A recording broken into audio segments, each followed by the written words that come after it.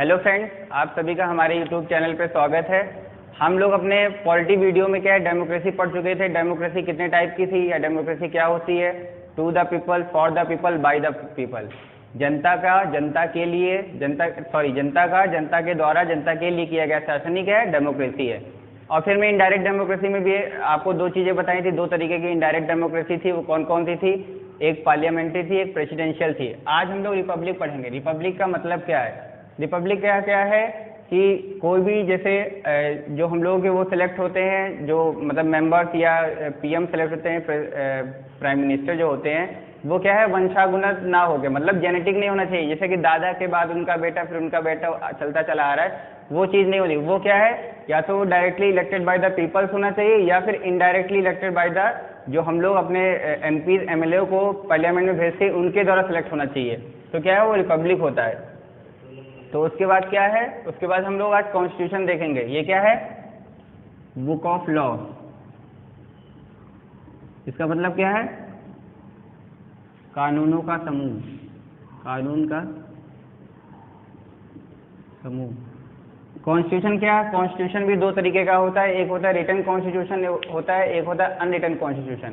Written constitution किसका है, world का फर्स्ट रिटन कॉन्स्टिट्यूशन किसका था, यूएसए का था। फर्स्ट रिटन कॉन्स्टिट्यूशन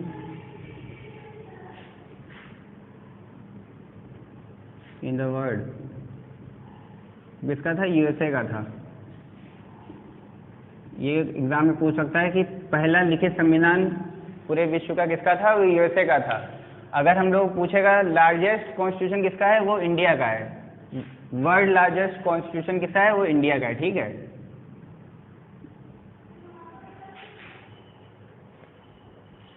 तो ये चीज हो गई। ठीक है, अगर हम इंडियन कॉन्स्टिट्यूशन की बात करें तो उसमें कितने वर्ड थे। जब इंडियन कॉन्स्टिट्यूशन बनके तैयार हुआ था उस समय उसके अंदर 1,22,000 वर्ड थे।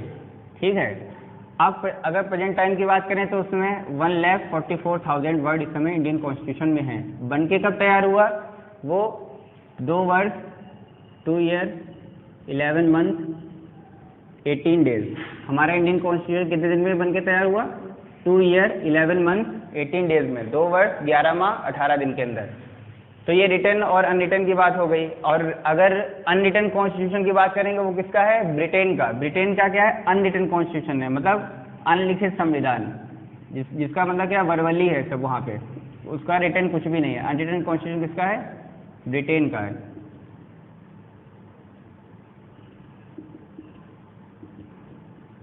ठीक है, ब्रिटेन का क्या है, अनरिटन कॉन्स्टिट्यूशन है। रिटन अगर वर्ल्ड का पहला लिखित संविधान की बात करेंगे तो वो किसका, यूएसए का है। वर्ल्ड लार्जेस्ट कॉन्स्टिट्यूशन की बात करेंगे तो इंडिया का है। जब बना था तो 1,22,000 वर्ड थे। कितने दिन में, 2 ईयर 11 मंथ 18 डेज में बनके तैयार हुआ था। और अब प्रेजेंट टाइम में अगर बात करें तो 1,44,000 वर्ड इस समय इंडियन कॉन्स्टिट्यूशन में हैं। तो उसके बाद अगर हम आज पढ़ने स्टार्ट करेंगे कि मतलब मेकिंग ऑफ कॉन्स्टिट्यूशन, संविधान का निर्माण में क्या क्या चीज़ें हुई। अभी इसमें बहुत सारे पॉइंट्स हैं।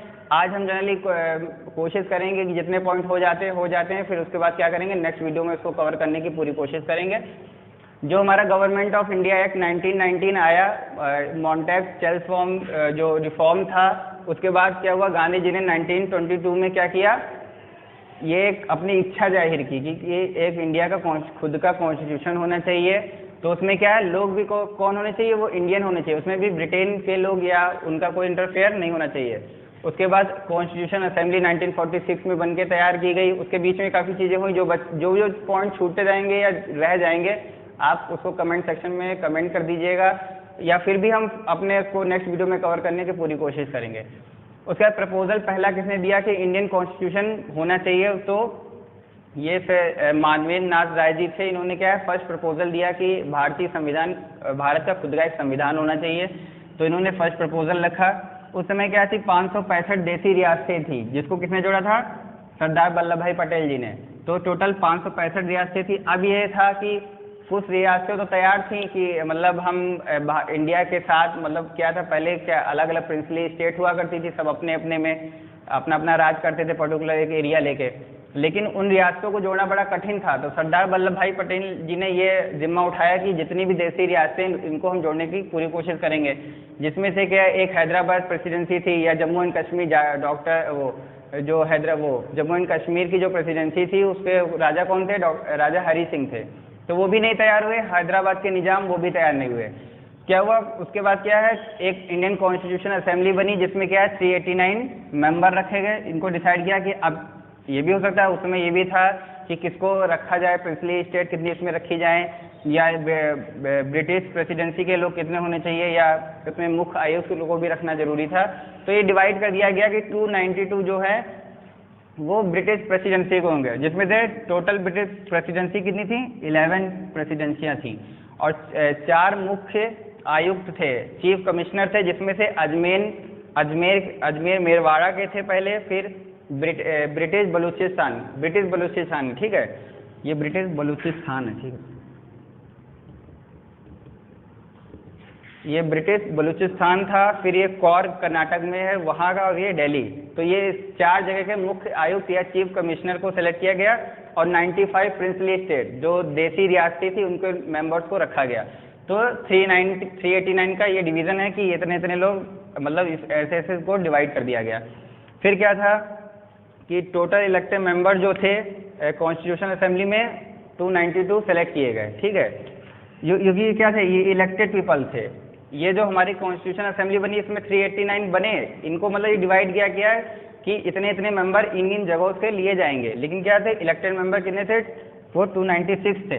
फिर 296 का डिवीज़न कर दिया गया, जिसमें से 208 को क्या है, कांग्रेस पार्टी के रखा गया, 73 मुस्लिम लीग, और 15 जो अदर्स थे, जिसमें से क्या था, अगर कांग्रेस की बात करें तो कांग्रेस का जो स्थापना हुई है वो 1885 में हुई, और मुस्लिम लीग की 1906 में हुई है। तो ये मतलब इसके बाद क्या है कि इसके बाद हम लोग आगे भी जो पॉइंट्स रह गए हैं, या इंडियन कॉन्स्टिट्यूशन कौन कौन लोगों ने अपने उसमें अपना वो दिया, मेहनत किया जो, तो वो सारी चीज़ें भी अपने क्या है नेक्स्ट वीडियो में कवर करेंगे। और तब तक आप वीडियो को देखते रहिए, कोई डाउट हो तो कमेंट सेक्शन में कमेंट करिएगा।